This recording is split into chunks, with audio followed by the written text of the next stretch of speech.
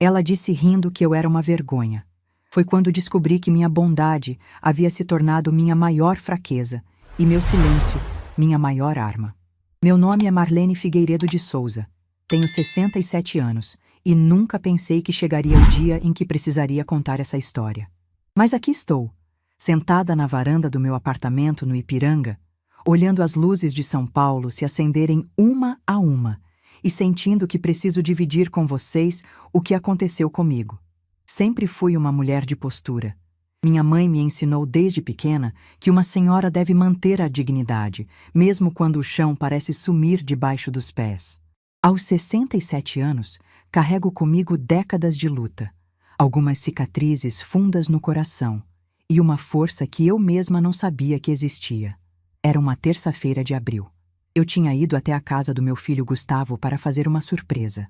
Ele ia completar 40 anos no mês seguinte, e eu queria combinar um almoço especial, só nós dois, naquele restaurante de comida caseira que ele adorava desde menino. Tinha até separado um presente guardado há anos, o relógio de pulso do pai dele, que mandei restaurar especialmente para a data. A empregada me deixou entrar. Dona Fátima me conhecia bem, sempre simpática comigo. Disse que a patroa estava no escritório, no telefone, e que eu podia esperar na sala. Mas eu não quis atrapalhar. Disse que ia andando devagar pelo corredor, sem fazer barulho. Foi o maior erro da minha vida. E a maior bênção. O corredor da casa deles é comprido, com piso de madeira clara e paredes cheias de fotos de viagens que eu nunca fui convidada a participar. Paris, Cancún, Lisboa. Meu filho sorrindo ao lado da esposa em lugares que eu só conhecia de revista. Fui caminhando devagar, olhando aquelas imagens, quando ouvi a voz dela. A porta do escritório estava entreaberta, e a voz de Vanessa saía pelo vão, alta, sem nenhum cuidado. Meus pés pararam antes que eu pudesse pensar. Meu corpo inteiro congelou ali, no meio daquele corredor de fotos bonitas. Pode confirmar os 50 convidados, Renata? Vai ser a festa do ano, amiga. Contratei aquele buffet maravilhoso, a decoradora que fez o casamento da Fernanda, e o bolo vai ser daquela confeiteira famosa do Instagram. Uma pausa. Eu podia ouvir a outra pessoa falando do outro lado, mas não distinguia as palavras. Então, Vanessa soltou uma risada. Alta, debochada. Uma risada que me gelou o sangue nas veias. Mas anota aí uma coisa importante. A sogra não está convidada. Meu coração deu um solavanco no peito. Ela só envergonha a gente, Renata. Você precisava ver. Aquelas roupas de brechó, aquele jeito simplório de falar, aquele cabelo branco sem corte nenhum. Imagina ela no meio dos meus amigos, no meio dos sócios do Gustavo. Ia parecer que a gente contratou uma empregada velha para fingir que era da família. Minhas pernas começaram a tremer. Precisei encostar na parede para não cair. Coloquei a mão no peito, sentindo o coração disparado, e uma onda de enjoo subiu pela minha garganta. Mas continuei ali, paralisada, porque agora eu precisava ouvir tudo. Precisava saber até onde ia aquele veneno. O Gustavo nem vai perceber, fica tranquila. Vou dizer que mandei convite e ela não quis vir. Ele acredita em tudo que eu falo, coitado. Mas é assim que funciona casamento, né, amiga? A gente vai moldando o marido do jeito que a gente precisa. Outra risada. Aquela risada ia me perseguir por semanas. E outra coisa, a velha nem tem como aparecer de carro bonito. Ela anda de ônibus, Renata. De ônibus. Imagina a cena.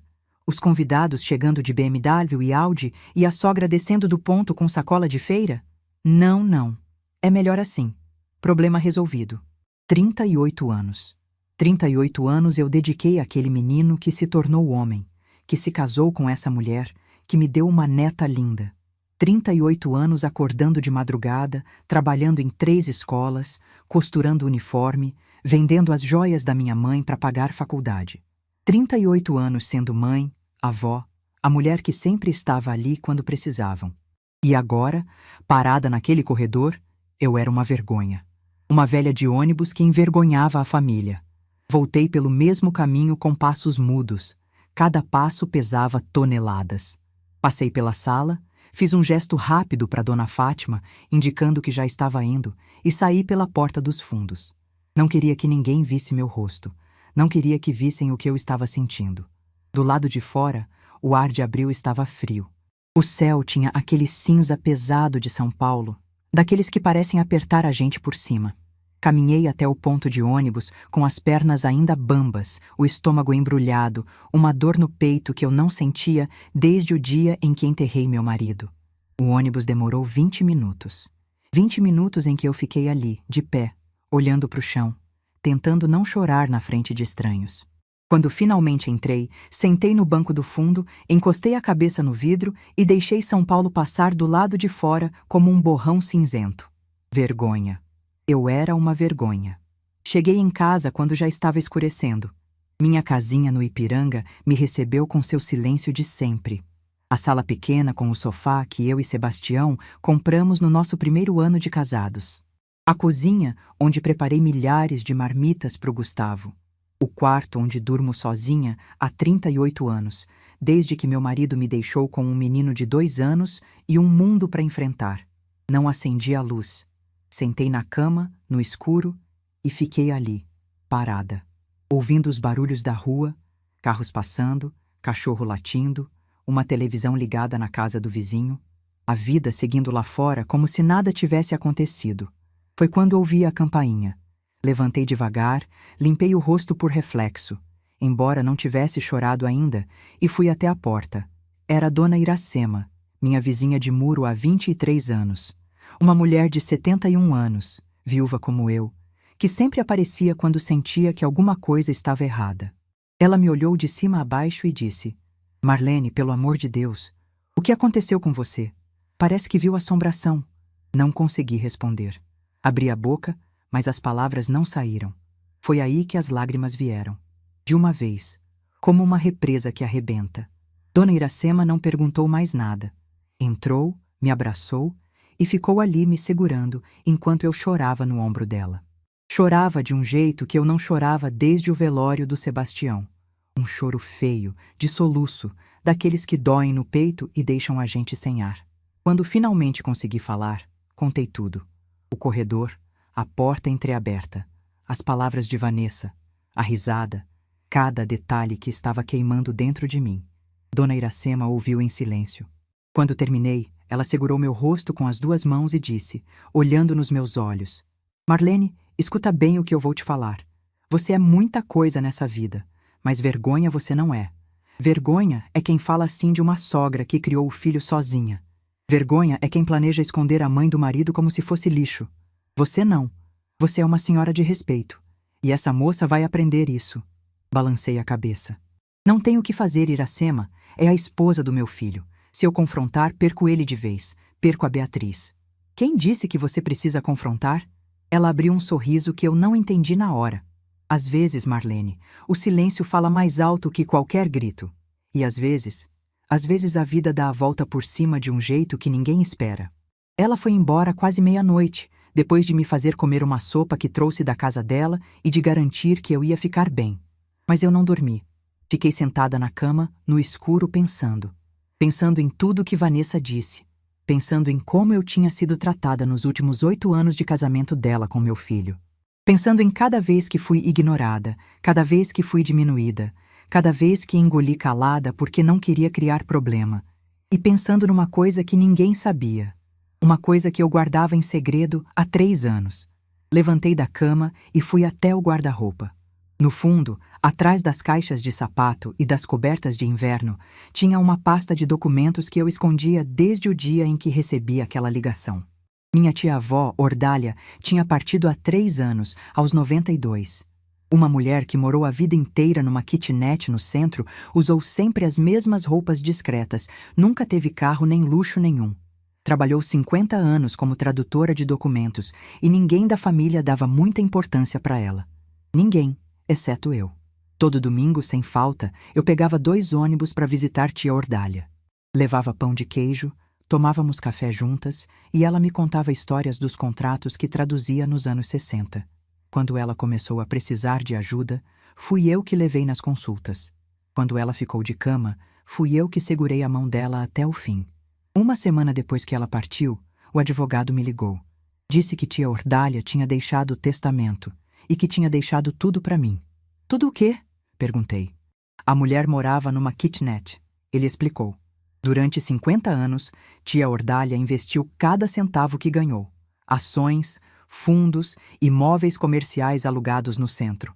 Ela vivia simples porque escolhia, não porque precisava. O patrimônio total, R$ 1.800.000. Eu, Marlene Figueiredo de Souza, professora aposentada que andava de ônibus e usava roupa de brechó, era milionária. Mas não contei para ninguém. Por quê? Porque eu queria ver. Queria saber quem ficaria do meu lado por quem eu era, não pelo que eu tinha. Queria ver se meu filho me visitaria mais, se minha nora me trataria melhor, se alguma coisa mudaria sem eles saberem do dinheiro. 3 anos se passaram e nada mudou. As visitas continuaram raras, os olhares de desprezo da Vanessa continuaram constantes. A sensação de ser invisível continuou me sufocando. Até aquela tarde no corredor. Sentada na minha cama, segurando aquela pasta de documentos, eu tomei a decisão mais importante da minha vida. Não ia implorar por um convite. Não ia confrontar Vanessa, fazer escândalo, chorar, gritar. Não ia dar a ela o gostinho de me ver descontrolada. Ia fazer diferente. Peguei meu celular e comecei a pesquisar. Personal stylists em São Paulo. Lojas de vestido de festa nos Jardins. Salões de beleza especializados em mulheres maduras. Empresas de limusine. Vanessa disse que eu era uma vergonha porque andava de ônibus e usava roupa de brechó. Pois bem, ela ia ver essa vergonha chegar na festa do meu filho de um jeito que ninguém, absolutamente ninguém, ia esquecer.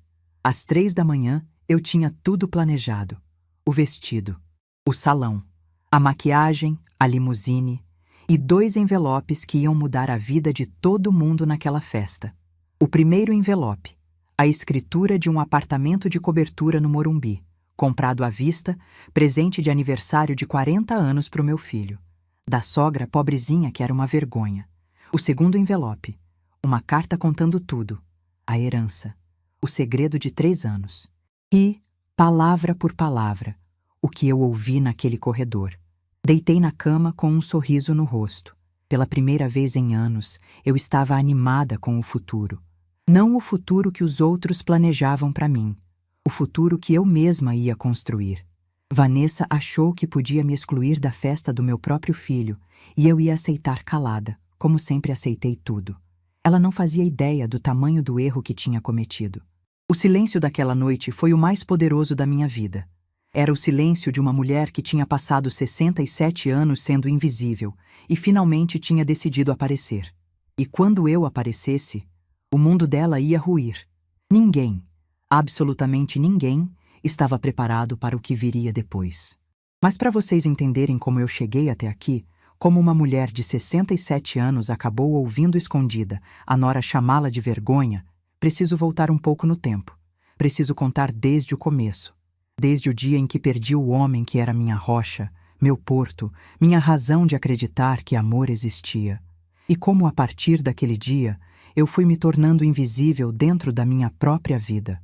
Vocês devem estar se perguntando como eu cheguei até aqui.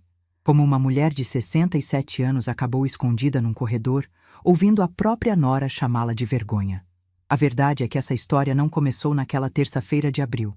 Começou muito antes. Começou no dia em que meu mundo desabou pela primeira vez. Eu tinha 29 anos quando Sebastião partiu. A gente tinha acabado de completar 7 anos de casados. 7 anos de uma vida simples, mas cheia de amor. Morávamos numa casinha alugada no Ipiranga. Eu cuidava do Gustavo, que tinha 2 aninhos, e Sebastião trabalhava como supervisor numa fábrica de autopeças em Santo André. Não tínhamos muito, mas tínhamos o suficiente. E tínhamos um ao outro. Sebastião era daqueles homens que não existem mais. Acordava às 4 da manhã sem reclamar. Pegava 2 ônibus para chegar na fábrica, trabalhava 10 horas por dia e chegava em casa com um sorriso no rosto. Nos domingos, trazia pão doce da padaria e ficava brincando com o Gustavo no quintal. Era um homem bom. Naquela manhã de junho, ele saiu de casa como sempre. Me deu um beijo na testa, beijou o Gustavo, que ainda dormia no berço, e disse que ia chegar mais cedo porque tinham prometido liberar o pessoal antes do horário. Eu fiquei feliz.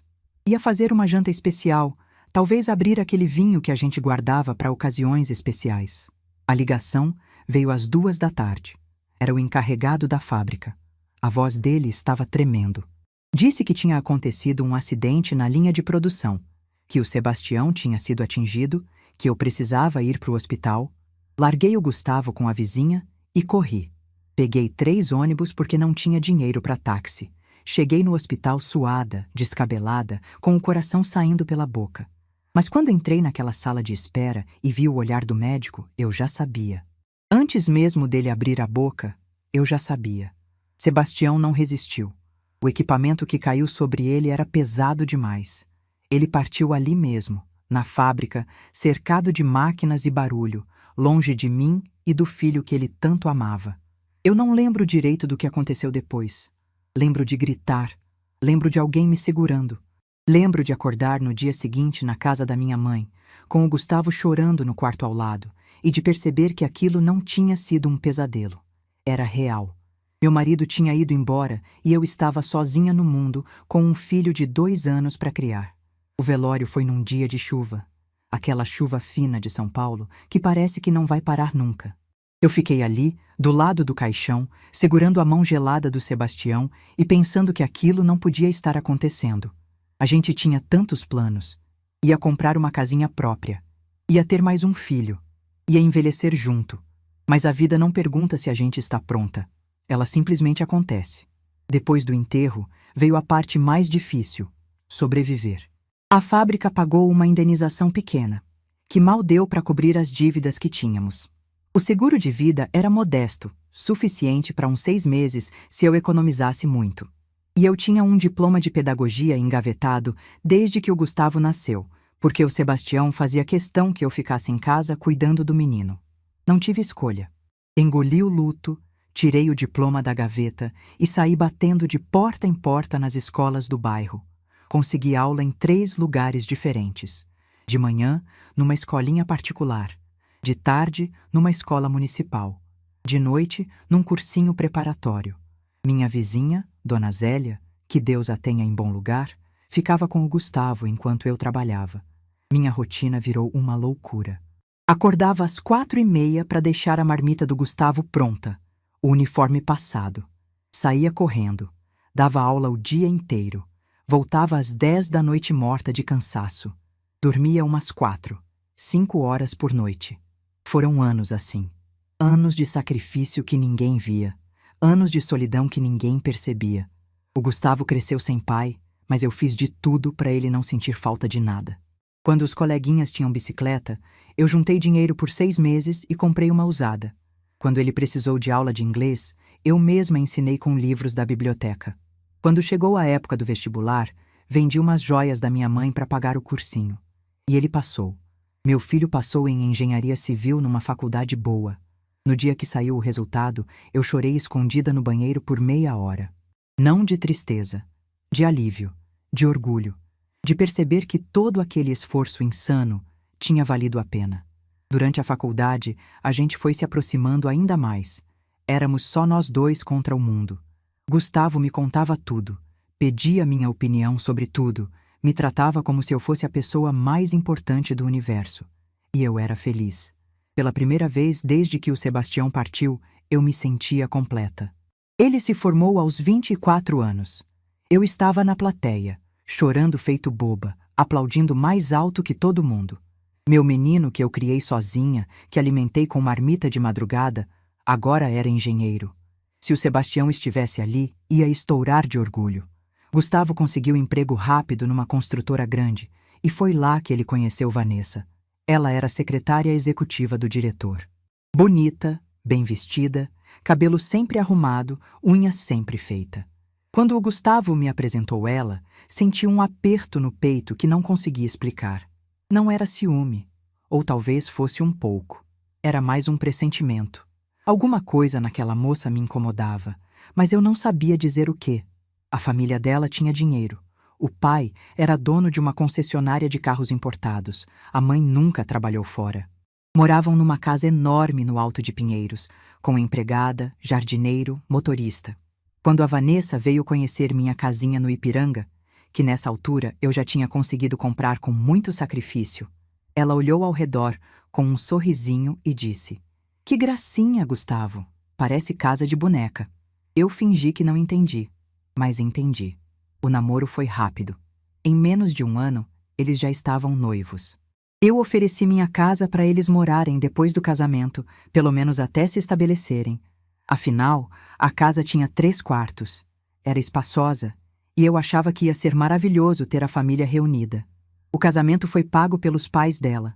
Eu quis ajudar, ofereci o que podia, e a Vanessa disse que eu ficaria responsável pelas lembrancinhas. Gastei minhas economias em lembrancinhas que ela nem aprovou direito. Disse que estavam simpáticas com aquele tom que significava exatamente o contrário. No dia da festa, procurei meu lugar na mesa da família. Não encontrei. Uma organizadora me levou até uma mesa no fundo do salão, junto com funcionários da concessionária do pai dela. Quando perguntei para Vanessa se não tinha um engano, ela respondeu sem me olhar. Ficou mais organizado assim, dona Marlene. O Gustavo estava perto. Ele ouviu. Ele viu minha cara. E não disse nada. Só abaixou os olhos e foi cumprimentar outro convidado. Aquele foi o primeiro tapa. Silencioso. Invisível. Mas tapa. Eles se mudaram para minha casa e no início achei que as coisas iam melhorar. Ledo engano. A Vanessa começou a fazer comentários sobre tudo. Sobre como eu cozinhava, como arrumava a casa, minhas roupas, meu cabelo. Dizia que a mãe dela fazia diferente. Que pessoas de nível não faziam as coisas assim. Eu fui me encolhendo. Comecei a ocupar menos espaço. Falava menos nas refeições. Ficava mais tempo no meu quarto. Achava que se eu me fizesse pequena, as coisas melhorariam. Quando a Beatriz nasceu, há 5 anos, eu achei que finalmente ia ter meu lugar de volta. Sonhava em ser avó presente, em cuidar da neta, em fazer bolo de chocolate nas tardes de quarta, como minha mãe fazia comigo. Mas a Vanessa deixou claro que não precisava de mim. A mãe dela estava sempre lá, sempre disponível, sempre ocupando o espaço que eu achava que também era meu. No primeiro Natal, depois que a Beatriz nasceu, eu levei presentes para todo mundo. Para a neta, uma boneca de pano artesanal. Para o Gustavo, um kit de ferramentas. Para Vanessa, um jogo de toalhas bordadas que eu mesma fiz. Na hora da troca de presentes, a mãe da Vanessa deu para ela uma bolsa de grife que eu nem sabia pronunciar o nome. A Vanessa abriu meu presente, olhou para as toalhas e disse na frente de todo mundo: "Ah, que útil! Vou passar para a empregada usar na cozinha." A mãe dela riu. A Vanessa riu. O Gustavo ficou em silêncio. E eu também fiquei em silêncio. Guardei a dor no mesmo lugar onde guardava todas as outras. No aniversário de 3 anos da Beatriz, eu me ofereci para fazer o bolo. Sempre fiz os bolos do Gustavo quando ele era criança. Chocolate com brigadeiro, a receita da minha mãe. A Vanessa agradeceu e disse que já tinha encomendado de uma confeiteira profissional. O bolo custou R$ 800. Era bonito, cheio de andares. Mas quando a Beatriz soprou as velas, ela olhou para mim e perguntou: "Vovó, cadê o bolo de chocolate que você prometeu?" A Vanessa respondeu antes que eu pudesse abrir a boca: "A vovó Marlene não sabe fazer bolo bonito, meu amor. Mas a vovó Celeste trouxe esse lindo, olha." Vovó Celeste, a mãe dela, a avó que importava. Fui embora naquele dia com o coração em pedaços. No ônibus de volta, uma senhora sentou do meu lado e perguntou se eu estava bem. Eu disse que sim.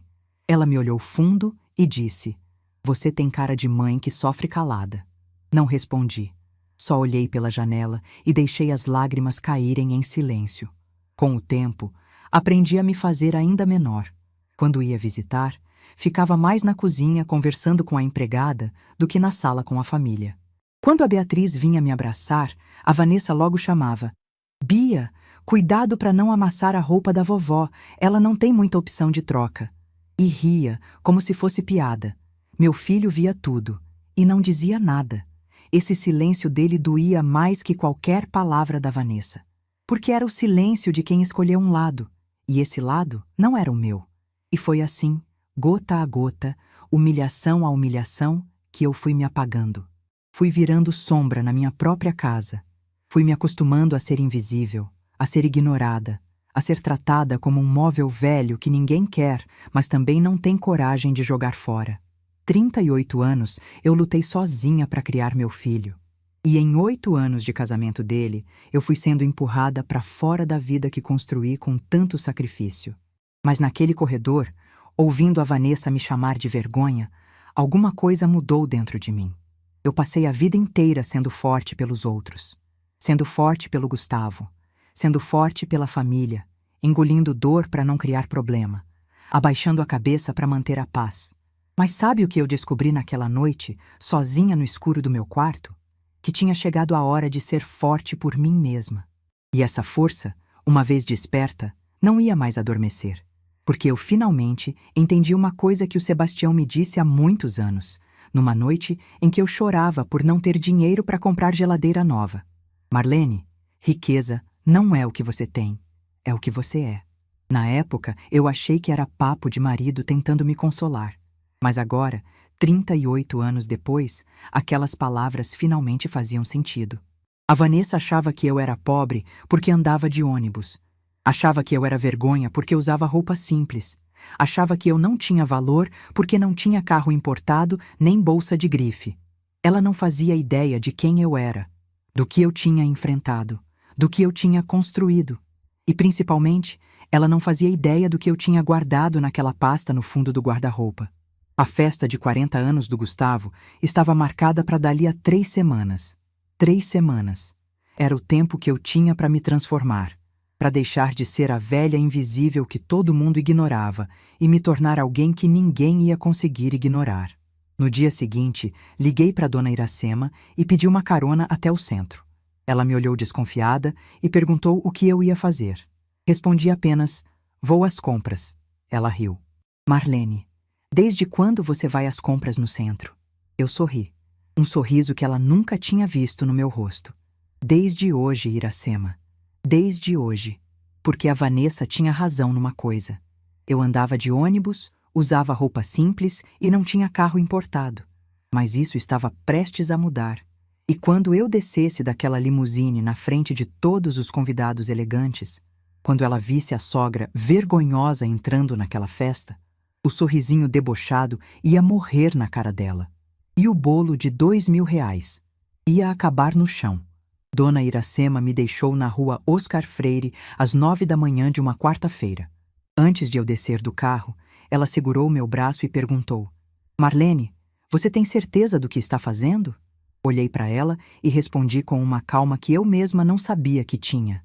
Iracema, eu passei 38 anos tendo certeza de tudo que fazia pelos outros. Agora é a primeira vez que tenho certeza de algo que estou fazendo por mim. Ela me olhou por um longo momento, os olhos marejados. Depois sorriu e disse: vai lá então, e me conta tudo depois. Desci do carro e fiquei parada na calçada, olhando aquelas vitrines que eu nunca tinha entrado na vida. Lojas com nomes estrangeiros, manequins usando roupas que custavam mais que meu salário de um ano inteiro quando eu era professora. Mulheres elegantes entrando e saindo com sacolas enormes, como se aquilo fosse a coisa mais natural do mundo. Por um segundo, pensei em voltar, em ligar para Iracema e dizer que tinha desistido, que aquilo era loucura, que eu não pertencia àquele lugar. Mas então lembrei da voz da Vanessa. Lembrei da risada debochada. Lembrei de cada palavra que ela disse naquele corredor. Ela só envergonha a gente. Respirei fundo e entrei na primeira loja. O cheiro foi a primeira coisa que notei. Não era perfume comum. Era daqueles aromas que a gente sente e já sabe que custa caro. O piso era de mármore claro. As araras de roupas eram espaçadas como se cada peça precisasse de seu próprio palco. Música suave tocava no fundo. Tudo ali gritava luxo em silêncio. A vendedora me olhou de cima a baixo com aquele olhar que eu conhecia bem. O olhar de quem está avaliando se você tem dinheiro para estar ali. Eu estava com minha roupa de sempre. Blusa simples, calça de algodão, sapato baixo. Nada que impressionasse ninguém. Ela veio na minha direção com um sorriso falso e perguntou se eu estava procurando alguma coisa específica. Dava para ver nos olhos dela que esperava que eu dissesse só olhando e fosse embora. Mais uma velha que entrou na loja errada, ela devia estar pensando. Mas eu não era mais a velha que abaixava a cabeça. Olhei nos olhos dela e respondi: estou procurando um vestido de festa. Algo elegante, sofisticado, que faça uma mulher da minha idade se sentir uma rainha. E não se preocupe com o preço. Me mostre o que vocês têm de melhor. O sorriso dela mudou na hora. Ficou interessado. Nas 2 horas seguintes, experimentei mais vestidos do que tinha experimentado na vida inteira. Azuis, pretos, verdes, longos, midi, com manga, sem manga. A vendedora trazia opção atrás de opção. Foi quando ela trouxe o vestido azul marinho. Era de seda italiana, com um corte elegante que valorizava sem vulgarizar. Tinha mangas 3/4 que escondiam o que eu queria esconder, e um caimento que parecia ter sido feito sob medida para o meu corpo. Quando me olhei no espelho, não acreditei no que vi. Não era a Marlene de sempre. Era outra mulher. Uma senhora de verdade. A vendedora apareceu atrás de mim e disse baixinho: "A senhora está linda. Parece uma daquelas atrizes de cinema antigo." Senti meus olhos marejarem, mas segurei as lágrimas. "Vou levar esse", eu disse. "E preciso de sapatos, bolsa e acessórios que combinem." Saí daquela loja 3 horas depois com sacolas que pesavam uma fortuna. O vestido, os sapatos de salto médio em couro italiano, a bolsa discreta, os brincos de pérolas verdadeiras, o colar delicado. No total, gastei mais de 15 mil reais numa única manhã. E sabe de uma coisa? Não senti culpa nenhuma. Aquele dinheiro era meu. Tia Ordália tinha deixado para mim porque eu fui a única pessoa que se importou com ela. E agora eu estava usando esse dinheiro para me importar comigo mesma. Na semana seguinte, marquei horário num salão especializado em mulheres maduras, nos Jardins. Quando cheguei, fui recebida por uma moça que me ofereceu café e me tratou como se eu fosse alguém importante. A cabeleireira se chamava Mônica. Tinha uns 40 anos, mãos firmes e olhos que pareciam enxergar além do cabelo. Pareciam enxergar a pessoa.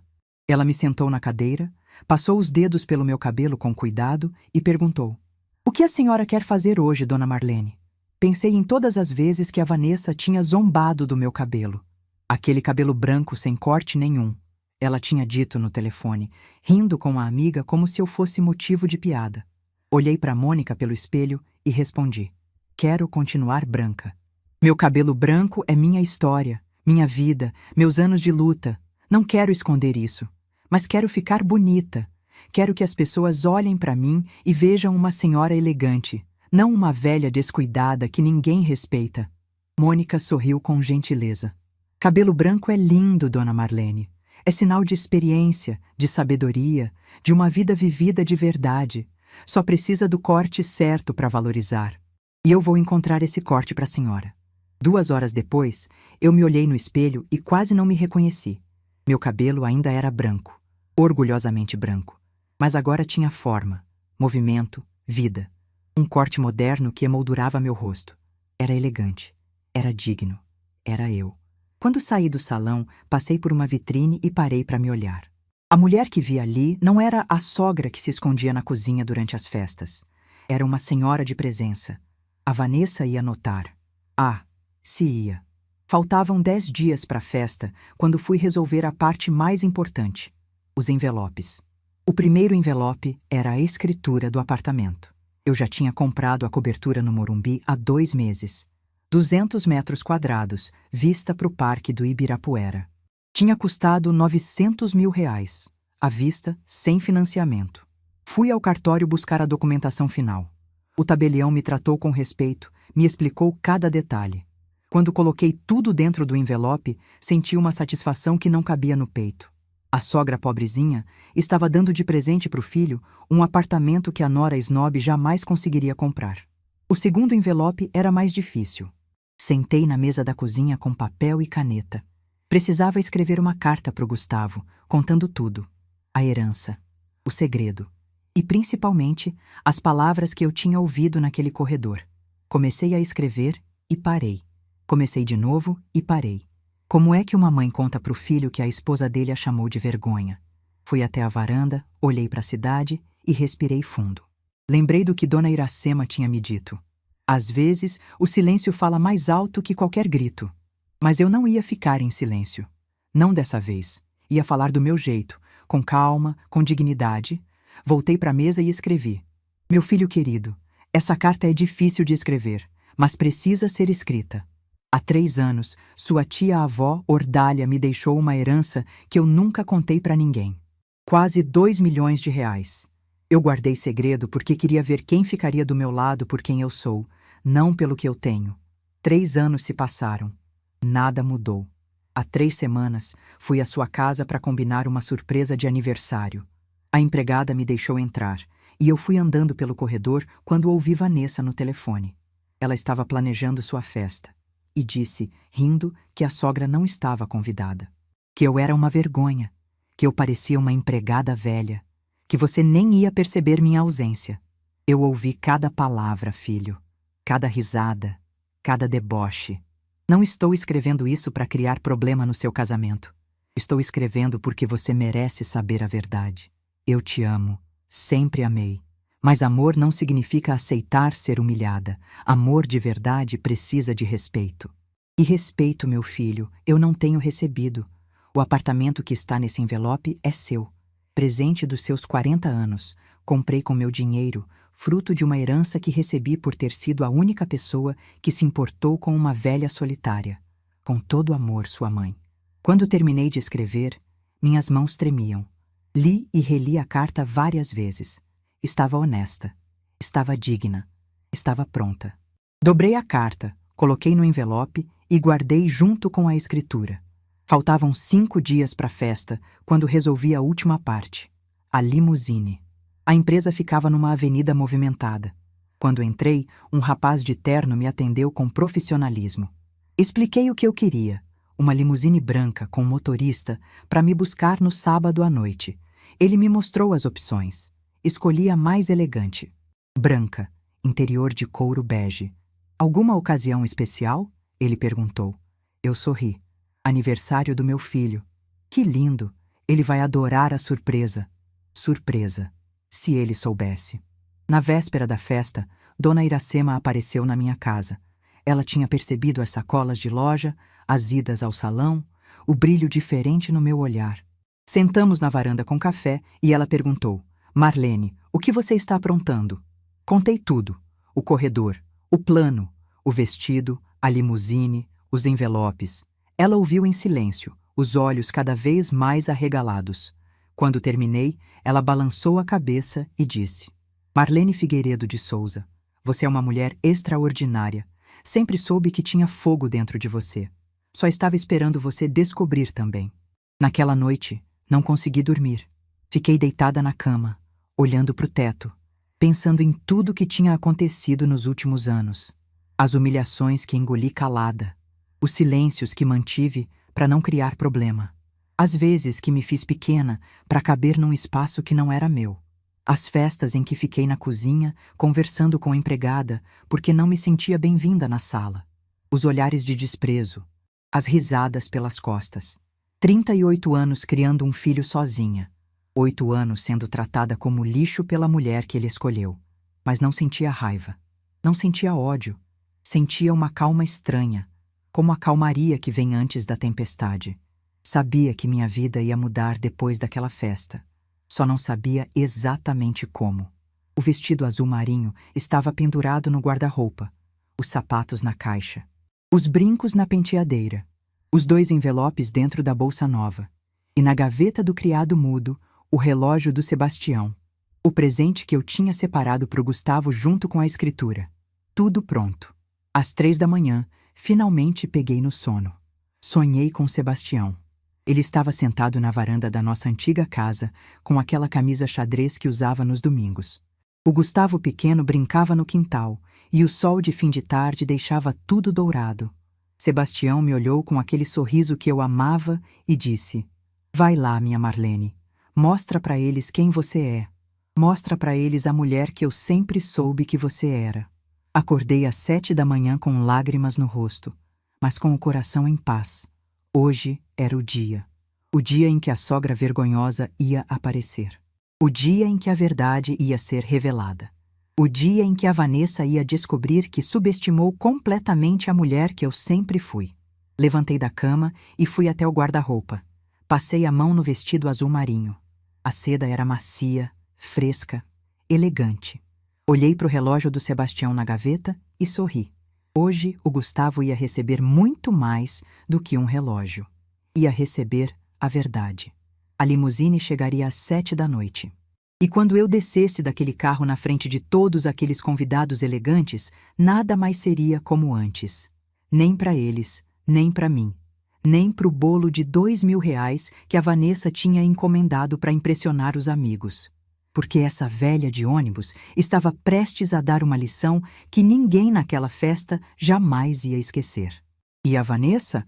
A Vanessa ia descobrir que riqueza de verdade não se mede pelo carro que você dirige ou pela bolsa que você carrega. Riqueza de verdade se mede pelo caráter, pela dignidade, pelo respeito que você dá e pelo respeito que você exige.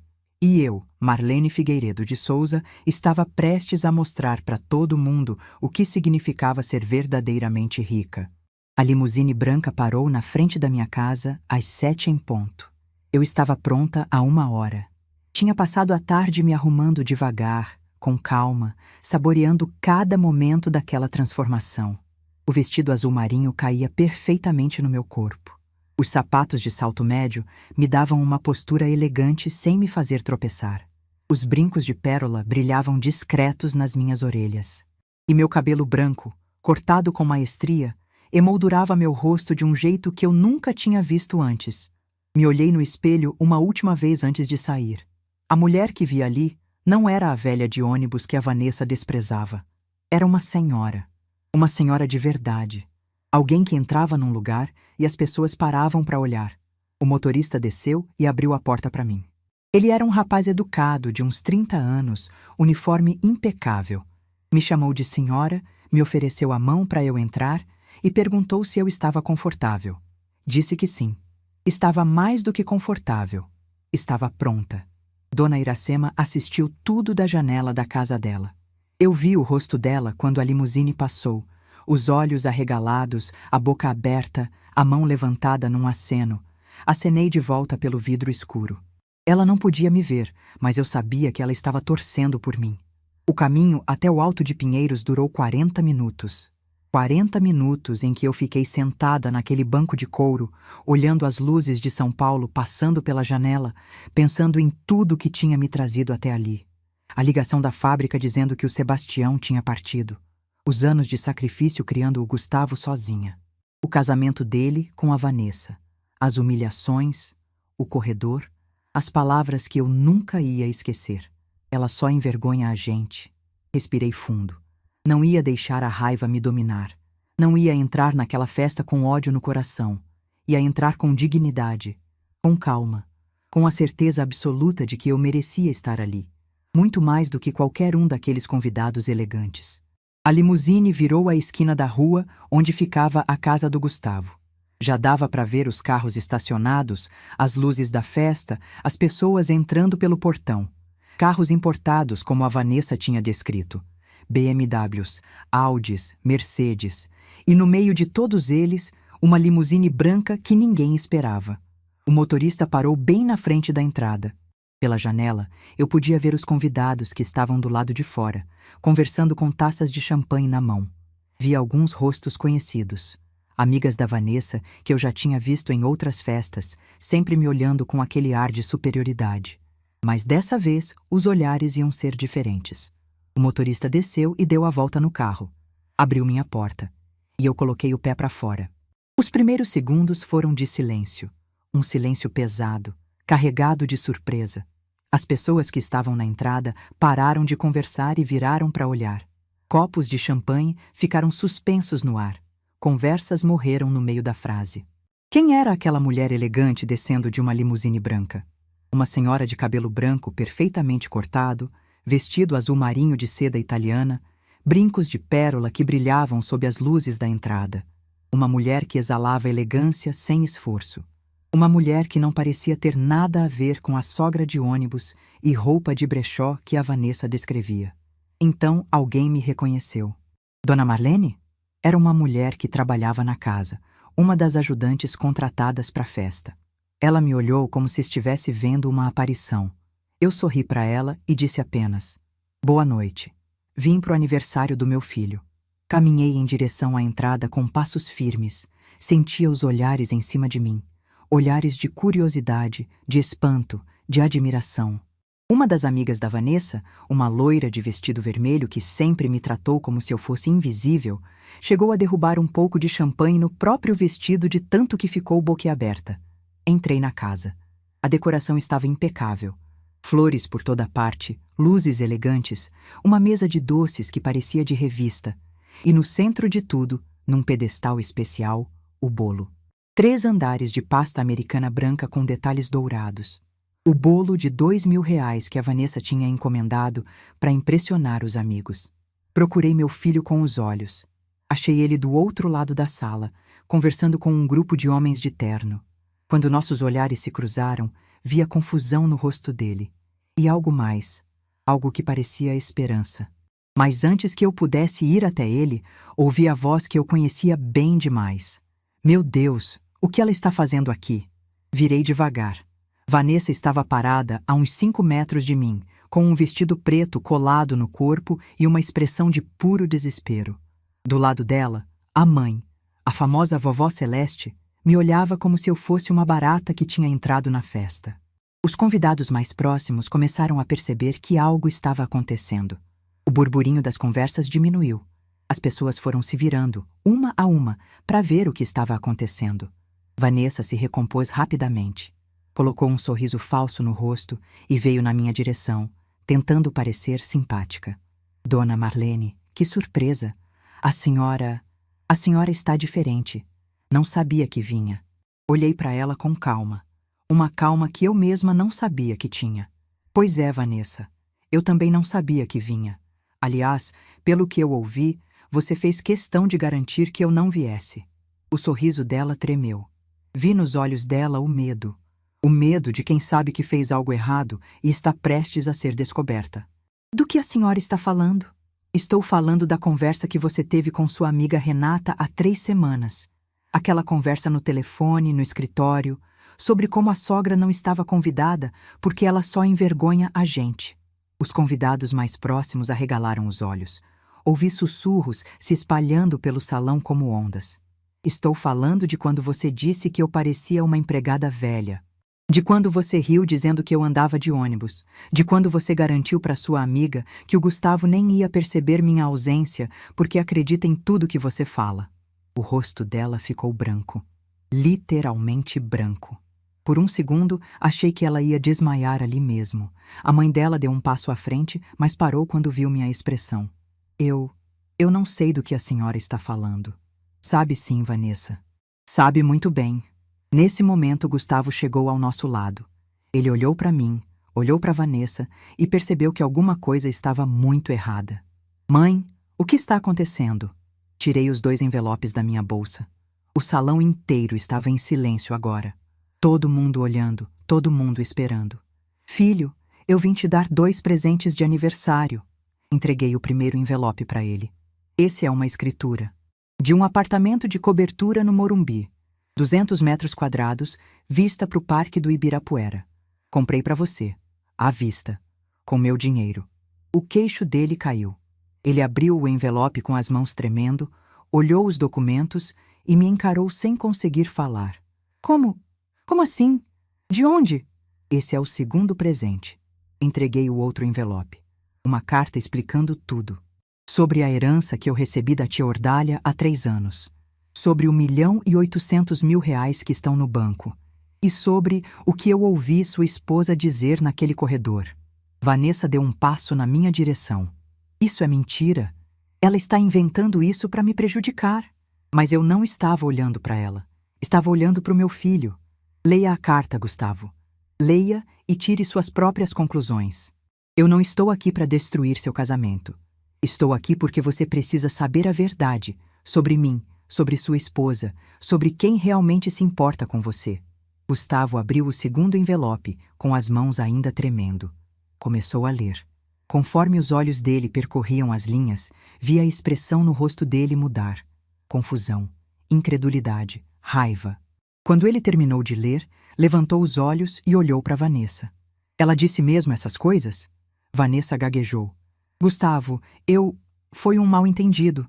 Eu estava nervosa com a festa e... Ela disse ou não disse? O silêncio dela foi a resposta. Gustavo fechou os olhos por um momento. Quando abriu de novo, vi algo que não via há anos. Vi o meu filho, o menino que eu criei, que eu alimentei, que eu carreguei no colo quando ele tinha pesadelos. Não o homem que deixava a esposa me humilhar em silêncio. Meu filho de verdade. Ele virou para mim e disse, com a voz embargada: Mãe, me desculpa por tudo. Senti meus olhos marejarem, mas não deixei as lágrimas caírem. Não ainda. Eu te amo, filho. Sempre amei. Mas amor precisa de respeito. E respeito, durante muito tempo, eu não recebi. Vanessa tentou intervir. Gustavo, você não vai acreditar nela, vai? Ela é uma velha que... Para. A voz dele era firme. Mais firme do que eu já tinha ouvido. Para de falar da minha mãe desse jeito. A mulher que me criou sozinha. A mulher que vendeu as joias da própria mãe para pagar minha faculdade. A mulher que dormia 4 horas por noite trabalhando em 3 escolas para eu não faltar nada. Ele se virou para mim. Mãe, eu devia ter dito isso muito antes. Eu vi como você era tratada. Vi os comentários, os olhares, as humilhações. Vi quando ela deu suas toalhas bordadas para a empregada usar na cozinha. Vi quando ela disse que você não sabia fazer bolo bonito na frente da Beatriz. E não fiz nada. Fui um covarde. Um covarde que tinha medo de criar problema no casamento. A voz dele quebrou. Vi lágrimas nos olhos do meu filho. Lágrimas que eu não via desde o dia do enterro do pai dele há 38 anos. Segurei a mão dele. Você ainda pode fazer diferente, filho. Ainda dá tempo. Nesse momento, ouvimos um estrondo. Vanessa, na tentativa de sair dali sem ser vista, tinha esbarrado no pedestal do bolo. Todo mundo virou para olhar. Os 3 andares de pasta americana balançaram uma vez, 2 vezes, e depois tombaram em câmera lenta.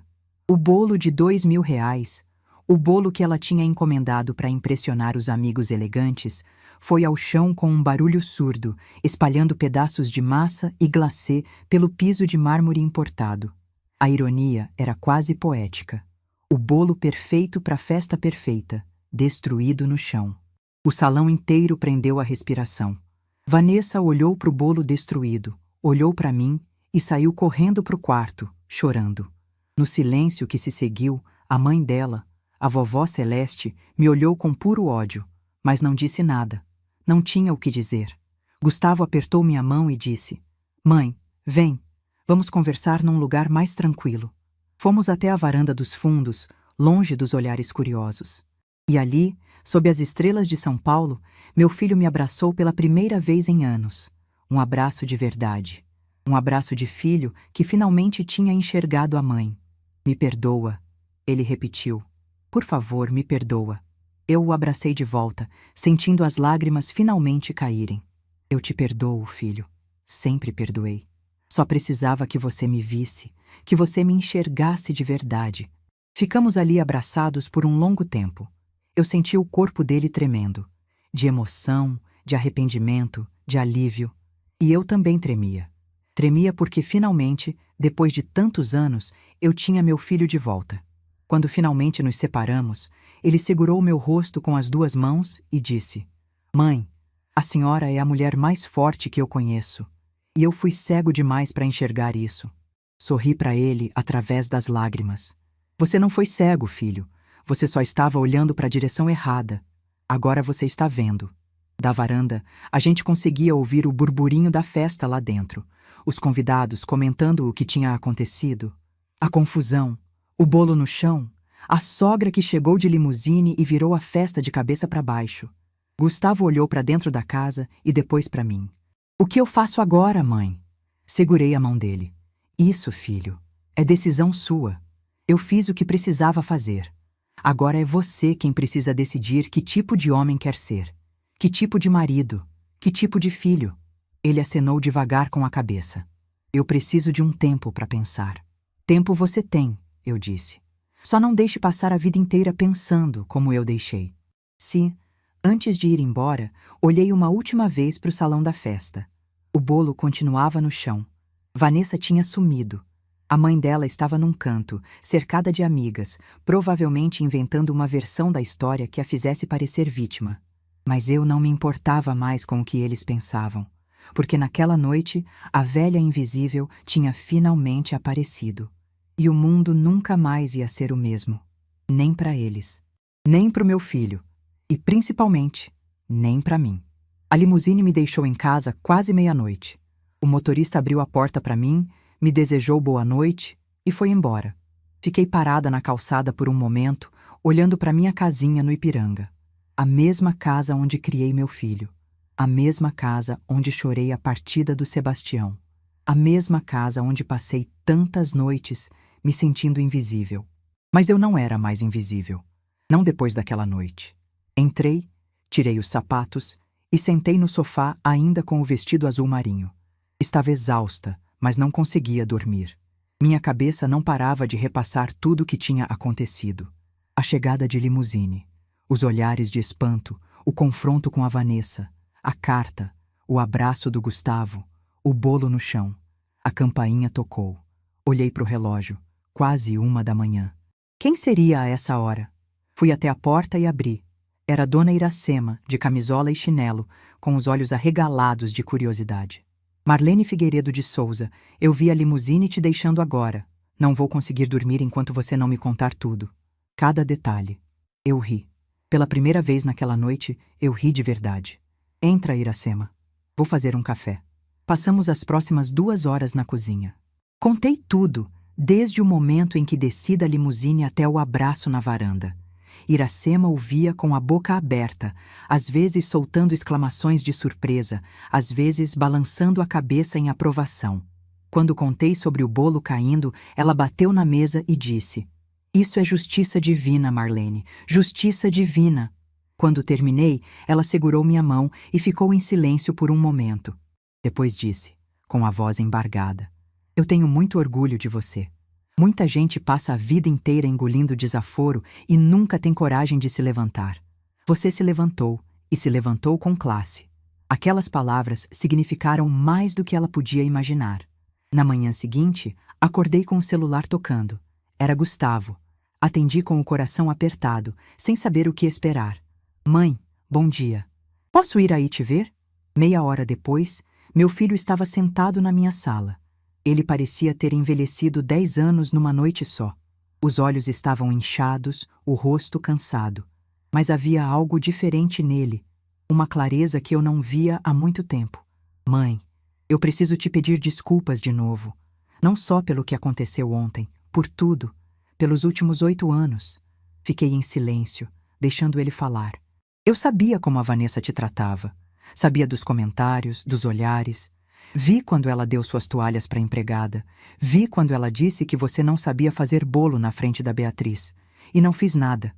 Fingi que não estava acontecendo porque tinha medo de criar problema no meu casamento. Ele baixou os olhos. "Mas sabe o que eu percebi ontem, mãe? Que eu já não tinha casamento nenhum. Tinha uma farsa. Uma mulher que manipulava tudo o que eu pensava, que me afastou da única pessoa que sempre esteve do meu lado de verdade." Segurei a mão dele. "E agora, filho? O que você vai fazer?" Ele respirou fundo. "A Vanessa foi para a casa dos pais dela ontem à noite. Hoje de manhã ela me ligou exigindo que eu escolhesse entre ela e você." Meu coração apertou. "E o que você respondeu?" Gustavo me olhou nos olhos. Respondi que não tinha nada para escolher. Que a mulher que me criou sozinha, que vendeu as joias da própria mãe para pagar minha faculdade, que passou a vida inteira se sacrificando por mim, essa mulher sempre vai ter meu respeito e meu amor. E que se ela não consegue aceitar isso, então não é a pessoa certa para estar do meu lado. Senti as lágrimas escorrendo pelo meu rosto. Não de tristeza, de alívio, de gratidão, de amor. "Filho, deixa eu terminar, mãe. Eu vou pedir a separação. Não por causa do que ela disse de você, embora isso tenha sido a gota d'água, mas porque eu finalmente enxerguei quem ela é de verdade. E quem eu me tornei do lado dela. Um covarde que deixava a própria mãe ser humilhada em silêncio." Ele apertou minha mão. "Eu não quero mais ser esse homem. Quero ser o filho que você merece. O filho que o pai teria orgulho de ver." Quando ele mencionou o Sebastião, lembrei de uma coisa. Levantei do sofá e fui até o quarto. Voltei com uma caixinha de veludo na mão. "Filho, eu ia te dar isso ontem junto com a escritura, mas com toda a confusão acabei não entregando." Abri a caixinha. Dentro estava o relógio de pulso do Sebastião. O mesmo relógio que ele usava todo dia, que eu tinha mandado restaurar especialmente para o aniversário do Gustavo. Os olhos do meu filho encheram de água. O relógio do pai, ele usava esse relógio no dia em que você nasceu. Usava no dia em que a gente trouxe você para casa do hospital. E usava no dia em que partiu para nunca mais voltar. Gustavo pegou o relógio com as mãos tremendo. Ficou olhando para o mostrador, passando o dedo pelo vidro, como se pudesse tocar o pai através daquele objeto. Seu pai era um homem de verdade, Gustavo. Trabalhador, honesto, que tratava todo mundo com respeito. Ele ia ter muito orgulho do homem que você está se tornando agora. Meu filho me abraçou. Um abraço longo, apertado, de filho que finalmente voltou para casa. 2 semanas depois, Gustavo me ligou para contar que a Beatriz queria me ver. Meu coração disparou.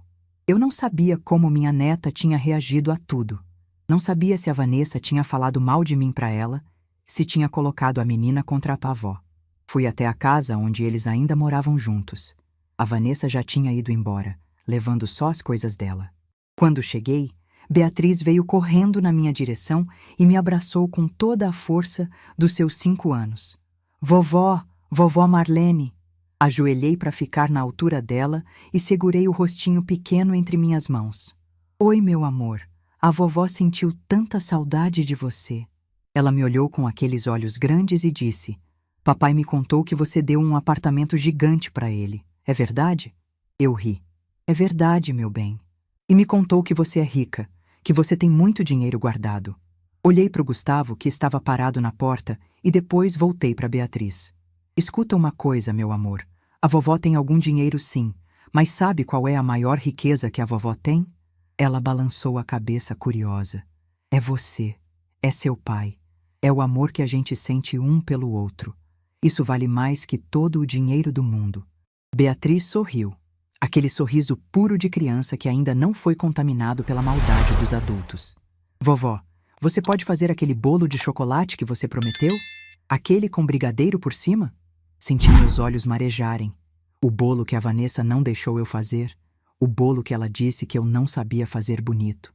Posso sim, meu amor, quando você quiser. Agora, quero agora. Olhei para o Gustavo. Ele acenou com a cabeça, sorrindo. Tinha lágrimas nos olhos também. Passei a tarde inteira na cozinha daquela casa, fazendo bolo de chocolate com a minha neta. A mesma receita da minha mãe, que eu fazia para o Gustavo quando ele era pequeno. Beatriz ficou do meu lado o tempo todo, lambendo a colher de brigadeiro, jogando farinha para todo lado, rindo de cada bagunça que a gente fazia. Em determinado momento, ela me olhou e perguntou: Vovó, por que a mamãe não gostava de você? Meu coração apertou, não sabia o que responder, mas decidi ser honesta, do jeito que uma criança de 5 anos podia entender.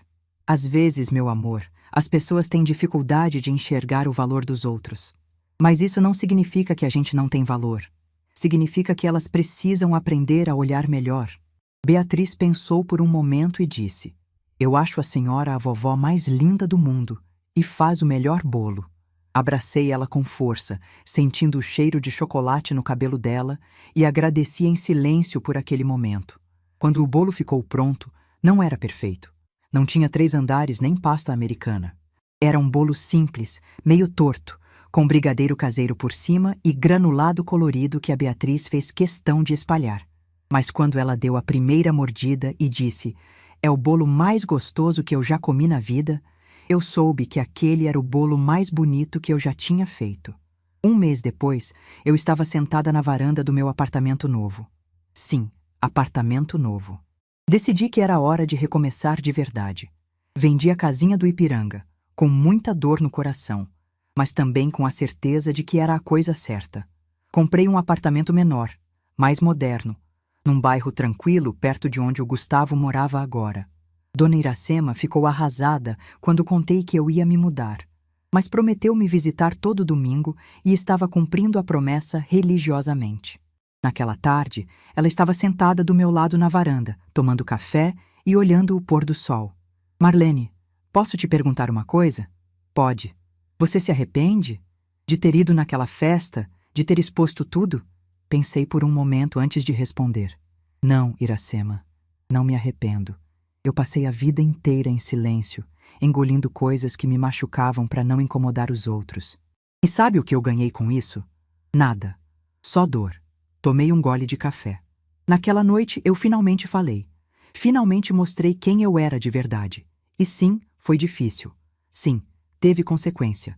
Mas pela primeira vez em muitos anos, eu me olhei no espelho e tive orgulho da mulher que vi. Iracema sorriu. Você mudou, sabia? Não, Iracema. Eu não mudei. Eu só parei de me esconder. Ela acenou com a cabeça pensativa. Depois disse: Sabe o que eu acho? Acho que você virou uma inspiração. Para mim, para as mulheres da nossa idade, para qualquer pessoa que já se sentiu invisível alguma vez na vida. Olhei para o horizonte, para o céu, que começava a ficar laranja com o pôr do sol. Se essa história servir para uma pessoa se levantar, para uma pessoa parar de aceitar desrespeito, então já valeu a pena ter passado por tudo isso. O celular tocou. Era Gustavo, mandando uma foto. Ele e Beatriz no parque, sorrindo, com sorvete na mão. A legenda dizia: A vovó quer vir no domingo fazer bolo? Sorri e respondi: Não perco por nada. Iracema se levantou para ir embora. Na porta, ela se virou e disse: Marlene, eu tenho 71 anos. Já vi muita coisa nessa vida. Mas você, minha amiga, é a prova de que nunca é tarde para recomeçar. Depois que ela foi embora, fiquei sentada na varanda até escurecer, olhando as luzes da cidade se acenderem uma a uma, pensando em tudo que tinha acontecido. Pensei no Sebastião, no que ele diria se me visse agora. Acho que ele ia sorrir aquele sorriso que eu tanto amava e ia repetir as palavras que me guiaram até aqui. Riqueza não é o que você tem, é o que você é. E eu, Marlene Figueiredo de Souza, aos 67 anos de idade, finalmente sabia quem eu era. Era uma mulher forte, uma mãe dedicada, uma avó presente, uma sobrevivente. Era alguém que tinha aprendido, depois de uma vida inteira, que o silêncio nem sempre é ouro, que às vezes a gente precisa falar, precisa se impor, precisa mostrar para o mundo que existe e que merece respeito.